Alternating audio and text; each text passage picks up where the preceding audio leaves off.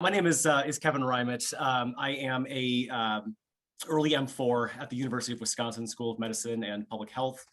I've been a SNaHP member since 2018 when I started medical school. I've been the co-leader of my school's chapter and also involved with the AMA medical students section. I was my school's recruitment chair for our local chapter. I was involved with the national organization as well. So I kind of wanted to just kind of briefly run through a history of single payer within the medical students section. Obviously, we're all well aware the AMA has very staunch anti-single payer language in its bylaws, but the medical student section has actually been officially pro-single payer since about 2014. And in 2017, the medical student section did bring forward a resolution to propose neutralization language within the larger AMA House of Delegates. That study or that resolution was referred for more study, just kind of to examine the impact that that kind of resolution might have on AMA policy. And in 2019, when I was more involved with the medical student section, I had the opportunity to work with a fantastic group of medical students from across the country. I'm going to name drop a few of them: Jack Gotti, Krita Sedula, Anna Heffron, who's at school with me, and Titus Howe down in UIC. Just a really great group of folks who were all very committed to forcing the idea of single payer through the MSS. So at that time, we brought a resolution before the medical student section to bring neutralization language before the AMA House of Delegates. And at that time, obviously, the MSS had broad support for the resolution. I think we had a lot of testimony in favor of that. I offered regional support for the group of states that Region 2 represented. And that resolution was eventually reaffirmed as part of existing medical student section policy. And the well-publicized fight then afterwards within the AMA House of Delegates ended with that resolution being struck down 53-47%. It was a split of about 36 people out of a group of 600 total voters within the House of Delegates. And that was very clearly the closest single payer has ever come to being not openly defined by the House of Delegates and by the AMA more broadly. In debriefing then with the representatives, the voters who were in the House of Delegates, our group of medical students sort of found that a lot of the voters felt that they were sort of constrained by their own state's policy on single payer. Many states across the country have vehemently anti-single payer language within their bylaws. Which obviously, when a state sends a representative to the House of Delegates, it's very difficult for that delegate then to vote against their state. But we did find, obviously, younger physicians being more strongly in favor of single payer, with those physicians being more heavily represented within the AMA resident and fellow section, within the young physicians section, and within the specialty societies that also send delegates to the House of Delegates.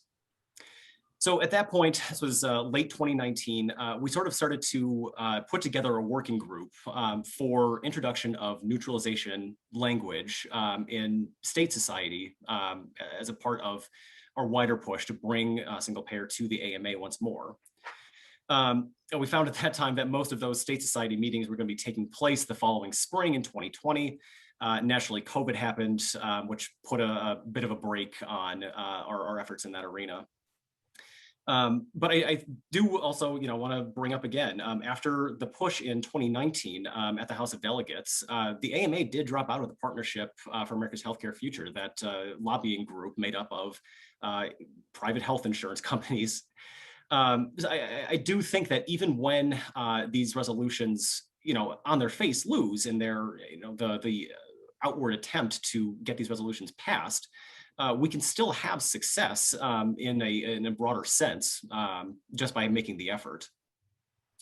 So I think that the big question right now is, what's happening right now? What are we doing at this point?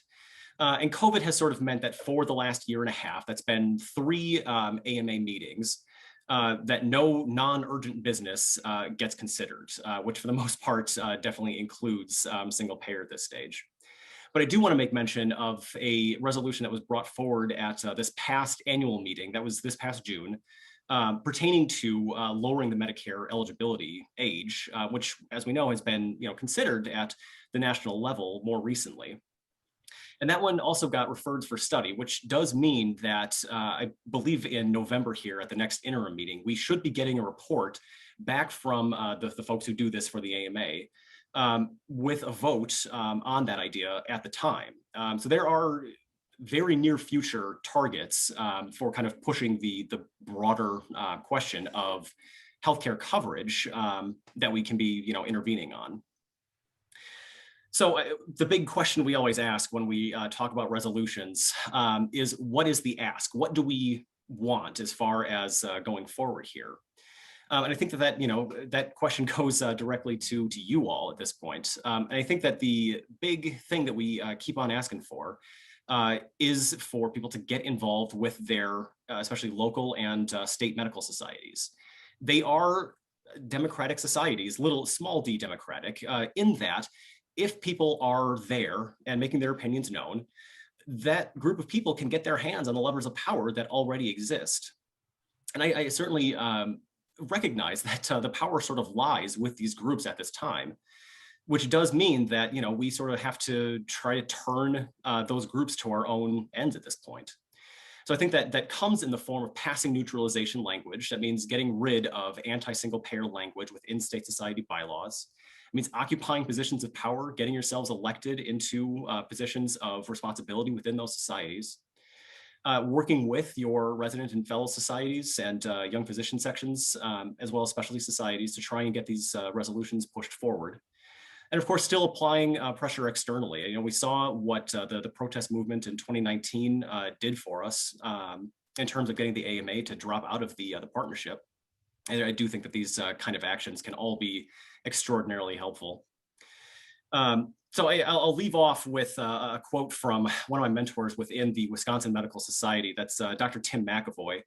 And Dr. McAvoy and I agree on very little when it comes to health policy. But we do agree on the idea that those who show up are the ones who wind up getting to make the rules. I think that's true for any little d democratic society. So it does sort of become incumbent on all of us as individuals who are committed to single payer to show up to try and make the kind of rules that we want to see happening within those societies.